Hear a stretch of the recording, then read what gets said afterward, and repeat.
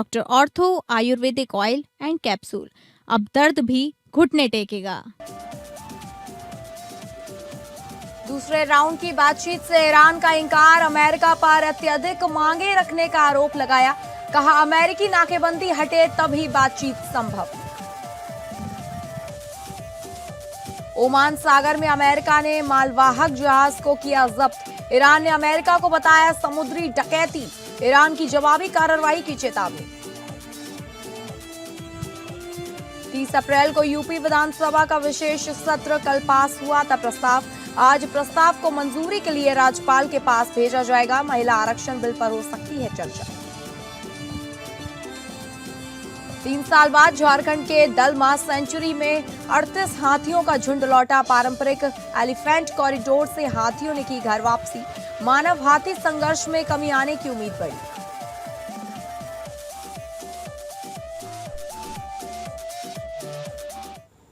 नमस्कार, आप सभी का स्वागत है टॉप अपडेट में। मैं हूं आपके साथ शालिनी राणा। शुरुआत करेंगे टॉप अपडेट की।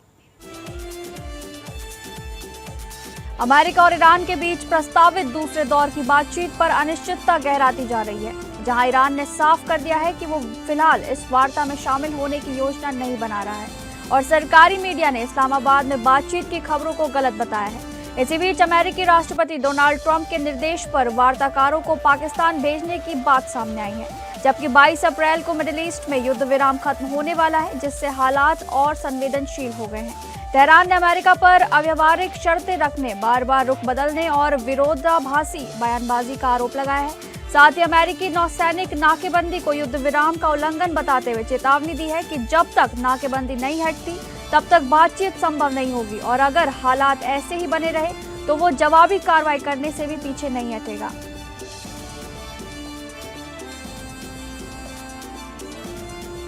ओमान सागर में बढ़ते तनाव के बीच ईरान और अमेरिका के बीच टकराव एक बार फिर खुलकर सामने आ गया है, जहां ईरान ने पुष्टि की है कि अमेरिका ने उसके मालवाहक जहाज तोस्का पर हमला कर उसे अपने कब्जे में ले लिया है और इस कार्रवाई को समुद्री डकैती करार देते हुए कड़ी प्रतिक्रिया की चेतावनी दी है। ईरान के सैन्य मुख्यालय ने आरोप लगाया कि अंतर्राष्ट्रीय जल क्षेत्र में अमेरिकी मरीन ने जहाज पर चढ़कर उसका नेविगेशन सिस्टम निष्क्रिय कर दिया। वहीं United states central command (DD) ने इस कार्रवाई को सही ठहराते हुए दावा किया है कि जहाज अमेरिकी नौसैनिक नाकेबंदी का उल्लंघन कर रहा था। अमेरिका ने इसे पेशेवर और संतुलित ऑपरेशन बताया और कहा है कि जहाज की तलाशी जारी है। ये घटना ऐसे समय सामने आई है जब अमेरिकी राष्ट्रपति डोनाल्ड ट्रंप ने वार्ताकारों को पाकिस्तान भेजने की घोषणा की थी, जहां उपराष्ट्रपति JD वैंस प्रतिनिधिमंडल का नेतृत्व करने वाले हैं और उनके साथ स्टीव विटकॉफ और जेरेड कुशनर भी शामिल हैं, जिससे 2 हफ्ते के युद्ध विराम को आगे बढ़ाने की उम्मीद जताई जा रही थी। लेकिन ताज़ा घटनाक्रम ने हालात को और ज्यादा तनावपूर्ण बना दिया है।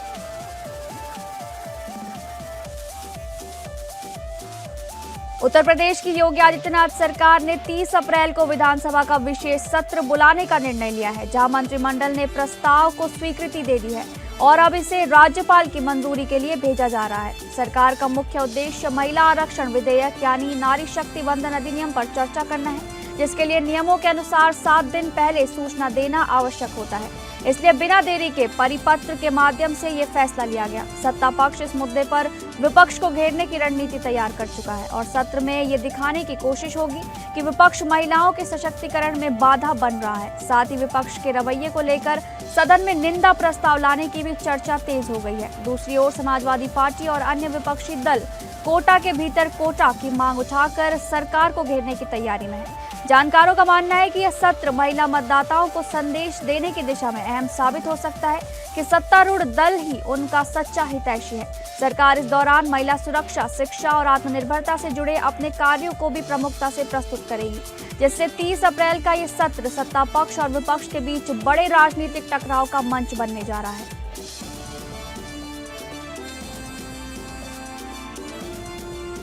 दलमा वन्य प्राणी अश्रेणी में 3 वर्षों के लंबे अंतराल के बाद 38 हाथियों का झुंड अपने पारंपरिक मार्ग से वापस पहुंचा है, जिसमें 5 शावक भी शामिल हैं और इस वापसी से वन विभाग के अधिकारियों तथा कर्मियों में खासा उत्साह देखा जा रहा है। लंबे समय बाद दलमा के जंगलों में हाथियों की चिंगाड़ गूंजने लगी है, जिसे प्राकृतिक संतुलन के लिए सकारात्मक संकेत माना जा रहा है। ये झुंड पश्चिम बंगाल सीमा के पास काकराझोर, बरूडी, नरसिंहपुर, सुकलाड़, डालापानी और आमदा पहाड़ी मार्ग से होते हुए जलमा के भीतर मंझला बांध के जल स्रोत के पास पहुंचा है, जो उनका पारंपरिक रास्ता रहा है। जमशेदपुर वन प्रमंडल में प्रभागीय वन अधिकारी सबा आलम अंसारी ने बताया कि पिछले 3 वर्षों में हाथियों के भटकाव के कारण चाकुलिया, बारागोड़ा और घाटशिला के रिहायशी इलाकों में जान माल का नुकसान बढ़ गया था। हाथियों का अपने पारंपरिक मार्ग से हटना ही मानव और हाथी के बीच संघर्ष की बड़ी वजह बना था। उन्होंने बताया कि पिछले 2 महीनों से वन विभाग की त्वरित प्रतिक्रिया दल लगातार सक्रिय थी और रात के समय मशाल, धुआं, पटाखे तथा प्रकाश उपकरणों के माध्यम से हाथियों को आबादी से दूर रखने का प्रयास किया गया। अब यह झुंड अपने पुराने मार्ग से वापस लौट आया है, तो भविष्य में जान माल के नुकसान में कमी आने की उम्मीद जताई जा रही है।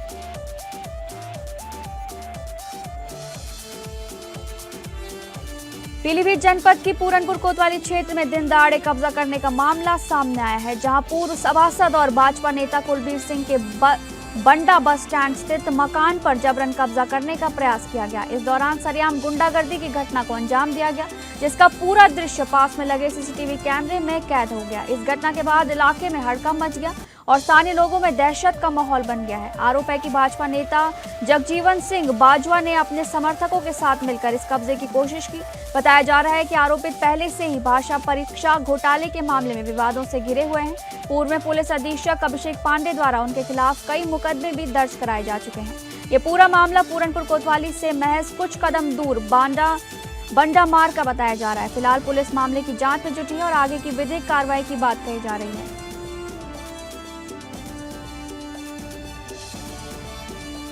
अयोध्या में राम की पैड़ी क्षेत्र से महिला सफाई कर्मियों के साथ छेड़छाड़ का मामला सामने आया है, जहां एक नशे में धुत युवक ने महिलाओं के साथ अभद्रता की। आरोप है कि युवक अक्सर यहां आने जाने वाली महिलाओं को परेशान करता था, जिससे महिलाएं पहले से ही आक्रोशित थीं। घटना के दौरान जब युवक ने फिर से छेड़छाड़ की तो महिलाओं का गुस्सा फूट पड़ा और उन्होंने उसे घेर कर चप्पलों से पिटाई कर दी। इस पूरी घटना का वीडियो वहां मौजूद लोगों ने अपने उपकरण में कैद कर लिया, जो अब सामाजिक माध्यमों पर तेजी से फैल रहा है। स्थानीय लोगों का कहना है कि घटना के समय पुलिस को सूचना दी गई थी, लेकिन समय पर कोई भी पुलिसकर्मी मौके पर नहीं पहुंचा।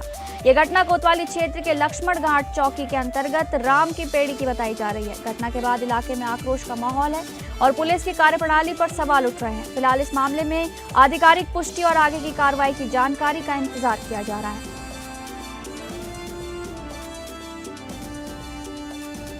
आजमगढ़ जनपद के मुबारकपुर थाना क्षेत्र के सठियावा गांव में एक व्यक्ति पर भीड़ के साथ पहुंचकर जानलेवा हमला करने और खुलेआम जान से मारने की धमकी देने का गंभीर मामला सामने आया है। पीड़ित प्रधान अमित राय ने नामजद समेत कई अज्ञात लोगों के खिलाफ प्राथमिकी दर्ज कर सख्त कार्रवाई की मांग की है। उनका आरोप है कि 18 अप्रैल को उन्हें संदेश माध्यम से जान से मारने की धमकी दी गई थी। पीड़ित के अनुसार 19 अप्रैल की सुबह आरोपी लगभग 100 लोगों के साथ लाठी डंडों और अवैध हथियारों से लैस होकर उनके घर पहुंचे। आरोप है कि वहां पहुंचते ही गाली गलौज करते हुए जान से मारने की नीयत से हमला किया गया। पीड़ित ने यह भी कहा कि हमलावरों ने उन पर बंदूक तानकर गोली मारने का प्रयास किया, जिससे परिवार में दहशत फैल गई। घटना का दृश्य प्रमाण होने का दावा किया गया है, जिससे पुलिस को सौंपने की बात कही जा रही है। फिलहाल पुलिस मामले की जांच में जुटी है और पीड़ित ने परिवार की सुरक्षा के साथ आरोपियों पर कड़ी कार्रवाई की मांग की है।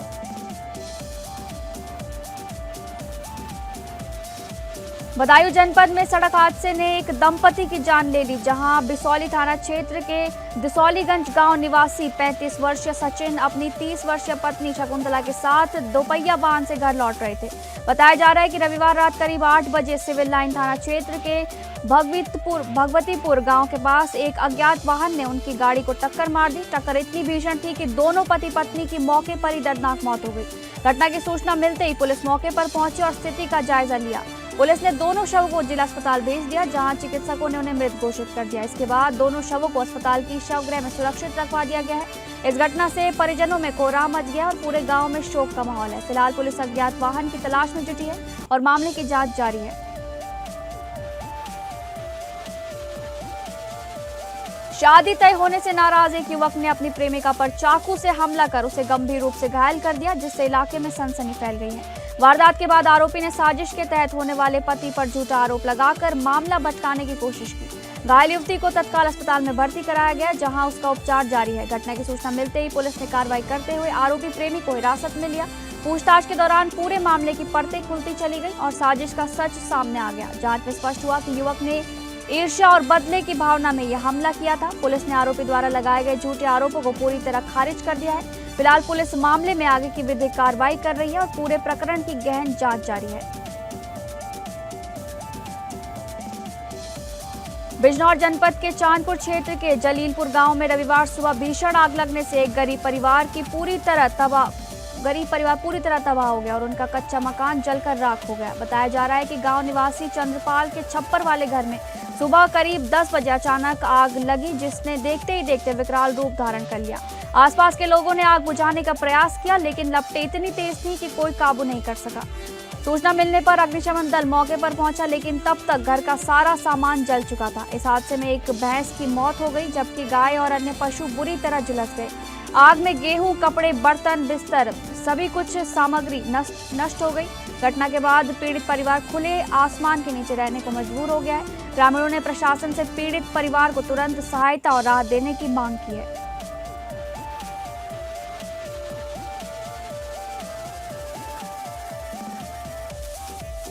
बुलंदशहर के खुर्जा नगर स्थित एक विवाह स्थल में आयोजित समारोह के दौरान उस समय अफरा तफरी मच गई, जब पार्किंग में खड़ी 2 से 3 लग्जरी गाड़ियों में अचानक भीषण आग लग गई। देखते ही देखते आग ने विकराल रूप धारण कर लिया और गाड़ियां धू धू कर जलने लगी, जिससे खुशियों का माहौल दहशत में बदल गया। जानकारी के अनुसार ये गाड़ियां विवाह समारोह में शामिल होने आए मेहमानों की थी, जो पार्किंग में खड़ी की गई थी। प्रत्यक्षदर्शियों का कहना है कि समारोह के दौरान की जा रही आतिशबाजी की चिंगारी उड़कर गाड़ियों पर जा गिरी, जिससे आग भड़क उठी। लग्जरी गाड़ियां होने के कारण आग तेजी से फैल गई और आसपास खड़ी अन्य गाड़ियों को भी अपनी चपेट में ले लिया।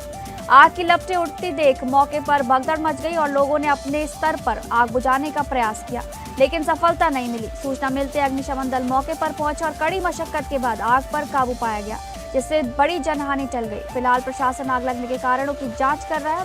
प्रारंभिक रूप से आतिशबाजी को ही घटना का मुख्य कारण माना जा रहा है।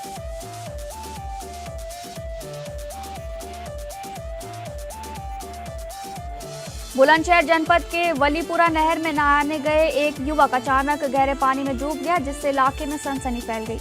बताया जा रहा है कि लगभग 30 वर्षीय नाजिम नहर में नहाने के दौरान अचानक गहराई में चला गया और देखते ही देखते लापता हो गया। नाजिम झाझर का निवासी बताया जा रहा है और अपनी बहन के यहाँ एक पारिवारिक कार्यक्रम में शामिल होने आया था। घटना के बाद नहर किनारे उसके कपड़े मिलने पर परिजनों को सूचना दी गई, जिससे परिवार में हड़कंप मच गया। सूचना मिलते ही स्थानीय पुलिस मौके पर पहुंची और स्थिति का जायजा लिया गया, जिसके साथ ही गोताखोरों और राज्य आपदा प्रतिक्रिया बल की टीम को भी तलाश अभियान में लगाया गया है। लगातार खोजबीन के बावजूद युवक का अब तक कोई पता नहीं चल सका है। घटना के बाद परिजनों में कोहराम मचा हुआ है और पूरे क्षेत्र में चिंता का माहौल बना हुआ है।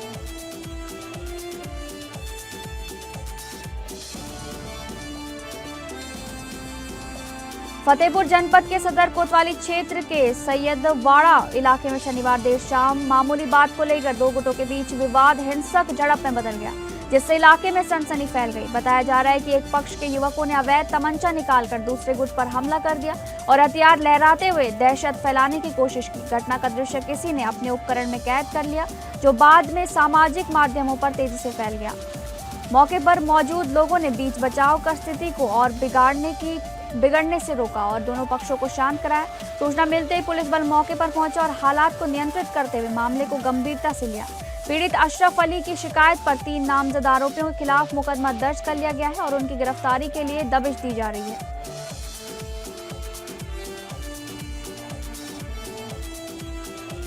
बेसरख थाना क्षेत्र की ला रेजेंडेसिया सोसाइटी के एक फ्लैट में देर रात भीषण आग लगने से अफरा तफरी मच गई। देखते ही देखते आग ने पूरे घर को अपनी चपेट में ले लिया और कुछ ही मिनटों में सारा सामान जलकर राख हो गया।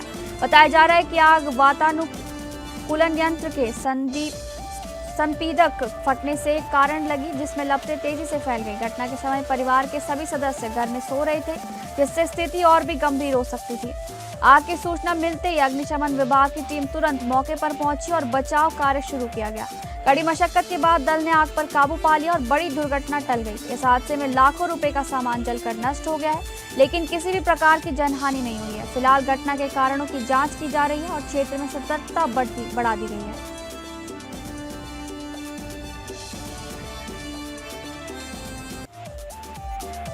उत्तर प्रदेश में अपराध और अपराधियों पर शिकंजा कसते हुए वरिष्ठ पुलिस अधिकारी अधीक्षक कुमार अनुपम सिंह के निर्देशन में लगातार सख्त कार्रवाई की जा रही है। इसी क्रम में थाना खुटहन पुलिस टीम ने मुठभेड़ के दौरान एक शातिर गौ तस्कर को घायल अवस्था में गिरफ्तार कर लिया। पुलिस के अनुसार आरोपी को रोकने का प्रयास किया गया तो उसने भागने की कोशिश की और जवाबी कार्रवाई में घायल हो गया। घायल अवस्था में आरोपी को पकड़कर उपचार के लिए अस्पताल भेजा गया है। पुलिस ने उसके कब्जे से एक देसी तमंचा, 315 बोर, 2 खोखा कारतूस, एक अवैध चाकू, रस्सी और एक मोटरसाइकिल बरामद की है। बरामद मोटरसाइकिल का पंजीकरण क्रमांक UP 62 BU 7909 बताया गया है। पुलिस आरोपी के आपराधिक इतिहास की भी जांच की जा रही है और उससे पूछताछ की जा रही है। इस कार्रवाई से क्षेत्र में अपराधियों में दहशत का माहौल है और पुलिस ने आगे की सख्त कार्रवाई जारी रखने की बात कही है।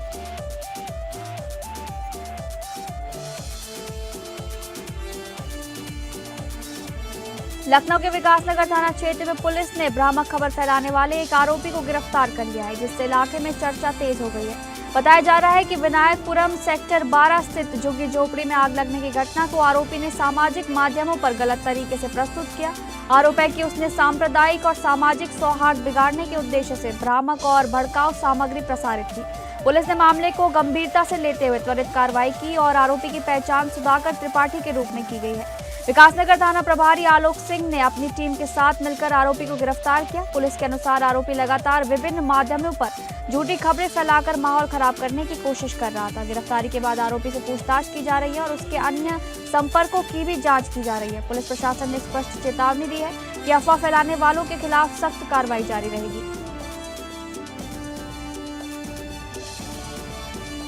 पीलीभीत जनपद के हजारा थाना क्षेत्र के राणा प्रताप नगर गांव में रविवार सुबह झोपड़ी नुमा घरों में अचानक आग लगने से हड़कंप मच गया। देखते ही देखते आग ने कई झोपड़ियों को अपनी चपेट में ले लिया और लपटें तेजी से फैलने लगी। दमकल केंद्र दूर होने के कारण अग्निशमन दल समय पर मौके पर नहीं पहुंच सका, जिससे स्थिति और गंभीर हो गई। ऐसे में ग्रामीणों ने हिम्मत दिखाते हुए बाल्टियों और घरेलू साधनों से पानी डालकर आग बुझाने का प्रयास शुरू किया। घटना के दौरान अफरा तफरी का माहौल रहा और लोग अपने घरों से सामान निकालकर सुरक्षित स्थानों की ओर भागते नजर आए। ग्रामीणों की कड़ी मेहनत और सामूहिक प्रयास के बाद धीरे धीरे आग पर काबू पा लिया गया। सूचना मिलते ही स्थानीय पुलिस भी मौके पर पहुंची और हालात का जायजा लिया। गनीमत रही कि इस हादसे में कोई जनहानि नहीं हुई। हालांकि नुकसान का आकलन अभी भी किया जा रहा है और आग लगने के कारणों की जाँच जारी है। प्रयागराज के सिविल लाइंस क्षेत्र के सुभाष चौराहे पर थार वाहन से खतरनाक करतब करने का मामला सामने आया है, जिससे इलाके में हड़कंप मच गया। बताया जा रहा है कि युवक ने सार्वजनिक स्थान पर तेज रफ्तार और लापरवाही से वाहन चलाते हुए स्टंट किया। इस घटना का वीडियो सामने आने के बाद पुलिस अधिकारियों ने तुरंत मामले का संज्ञान लिया। इसके बाद सिविल लाइंस थाना पुलिस ने आसपास लगे निगरानी उपकरणों की जांच की और वाहन की पहचान की। जांच के आधार पर पुलिस ने संबंधित थार वाहन को कब्जे में लेकर सीज कर दिया। साथ ही स्टंट करने वाले आरोपी राजशेखर मिश्रा के खिलाफ मामला दर्ज कर लिया गया है। पुलिस का कहना है कि सार्वजनिक स्थान पर इस तरह के खतरनाक करतब किसी भी हालत में बर्दाश्त नहीं किए जाएंगे। फिलहाल पुलिस आगे की विधिक कार्रवाई में जुटी है और लोगों से नियमों का पालन करने की अपील की गई है।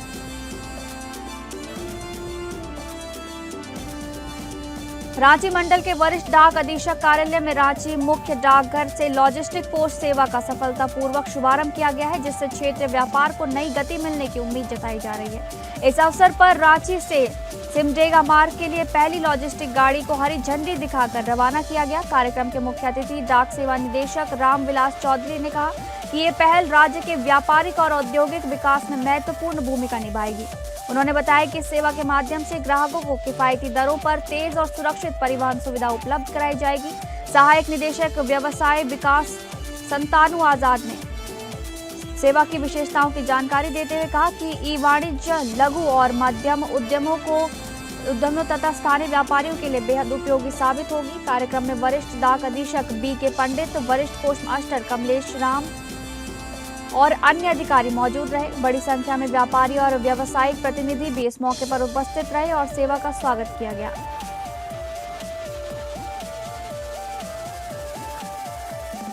कन्नौज जिले के सिकंदरपुर छिबरामऊ मार्ग पर चलने वाली एक रोडवेज बस की जर्जर हालत ने परिवहन व्यवस्था की पोल खोल दी है।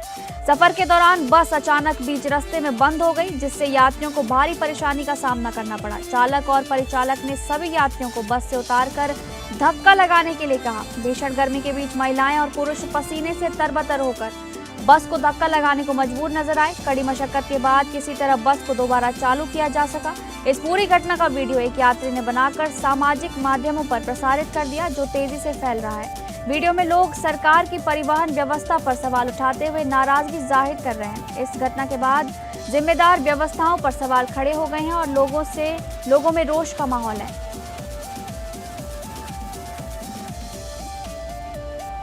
आईपीएल 2026 के 28वें मुकाबले में कोलकाता नाइट राइडर्स ने रविवार को राजस्थान रॉयल्स को 4 विकेट से हराकर इस सत्र की अपनी पहली जीत दर्ज कर ली है।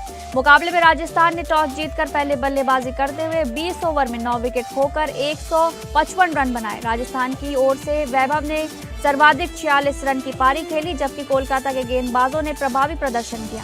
कोलकाता की ओर से कार्तिक त्यागी और वरुण चक्रवर्ती ने 3-3 विकेट लेकर विपक्षी टीम को बड़ा स्कोर बनाने से रोका। लक्ष्य का पीछा करने उतरी कोलकाता की शुरुआत अच्छी नहीं रही और टीम दबाव में नजर आई। ऐसे में रिंकू सिंह ने जिम्मेदारी संभालते हुए शानदार अर्धशतक लगाया और टीम को संभाला। रिंकू सिंह ने 34 गेंदों पर 53 रन बनाकर नाबाद रहते हुए टीम को जीत दिलाई, जबकि अनुकूल रॉय ने 16 गेंदों पर 29 रन की अहम पारी खेली।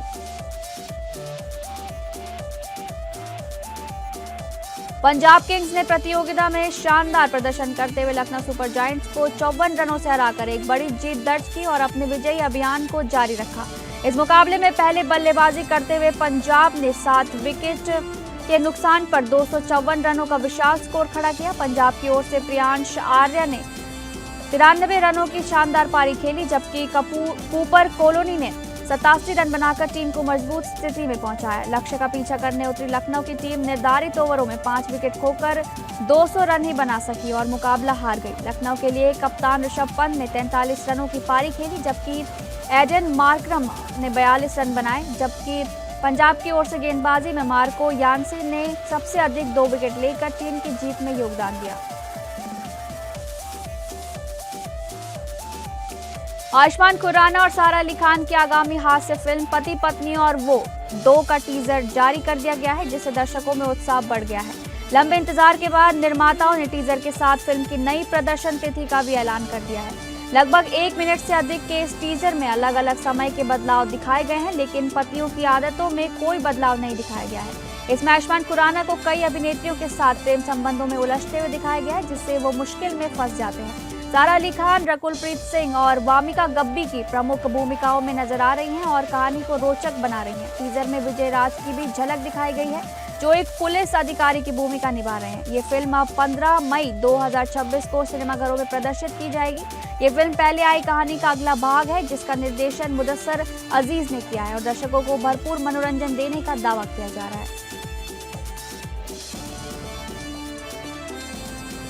दक्षिण भारतीय अभिनेता धनुष की आगामी फिल्म कारा का ट्रेलर जारी हो गया है, जिसमें युद्ध के दौर की गंभीर परिस्थितियों की झलक दिखाई गई है। ये फिल्म 1991 के खाड़ी युद्ध की पृष्ठभूमि पर आधारित है, जिसमें वैश्विक अर्थव्यवस्था और ईंधन संकट के प्रभाव को दर्शाया गया है। लगभग 2 मिनट 28 सेकंड के इस ट्रेलर की शुरुआत अखबारों की सुर्खियों से होती है, जो उस समय की भयावह स्थिति को दिखाती है। फिल्म में धनुष एक बैंक लुटेरे की भूमिका में नजर आ रहे हैं, जो अपनी जरूरतों को पूरा करने के लिए लगातार लूट की घटनाओं को अंजाम देते हैं।